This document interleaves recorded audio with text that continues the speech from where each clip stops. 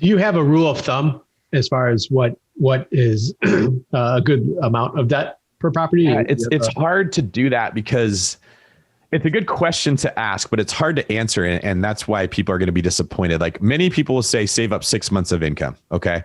Well, that just coincidentally coincides with how much lenders want you to have in reserves to get another loan. So I think that's where that number came from.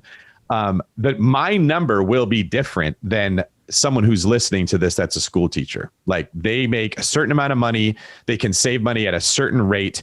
There's very little flexibility with how much money they can earn next month compared to this month. They need a higher number than me. Depending on what effort I put into my businesses, I could make 6 figures more per month than the month before, than the last month, right? So I think I can play it fast and loose safely because I have these options available to me. It's just like a team that if they know they can put points on the board, they can blitz more often, right? They can maybe run the fake field goal because they know that, hey, if we blow this, we can get points on the next term.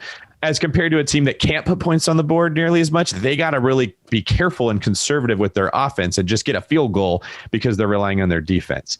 Everyone listening has to look at their own financial situation, right? If you are in a place where it's hard to save money or it's a lot of work to save money, you need more in reserves than the person like me that's single, doesn't have a family. I could easily sell off assets if worst case scenario ever happened, or I could go generate money in a lot of different ways. That's an awesome answer. I know it's not this number. That's what everybody likes to hear. I mean, but you put it in a way that it can really be clear to everybody. So that was an awesome reply.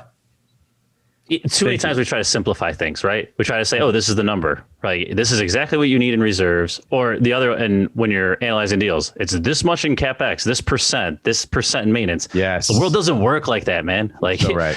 It doesn't work that way. You're so right. There's a comfort that we try to take from, like, especially human beings that love spreadsheets. There's something that comes from, like, you're taking this like a football game that you don't know how it's going to play out and you don't like that. So you try to like average out data to say, well, we're going to have 2 fumbles per game. So blah, blah, blah. Like you might have a game with 4 fumbles or a game with none. And the game with 4 fumbles might be fine if the other team's not scoring that game. Right? Like the world doesn't care how we want it to work. It doesn't care what your CapEx budget is, right? Some of the properties that I bought in Arizona, I may never put a roof on that property for 80 years of owning it. It's maybe had 1 roof the entire time. Nothing happens to that roof. But you buy something on the East Coast and you might need, your CapEx is going to be way higher.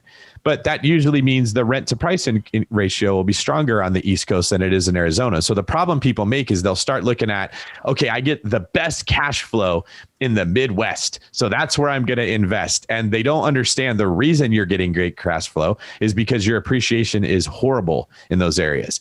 And they won't value appreciation until there's a big CapEx event. I need to put a new boiler in this property. I need to put a new roof on it. The air conditioner went out and I've owned it for 5 years and it's increased in value by $2,000.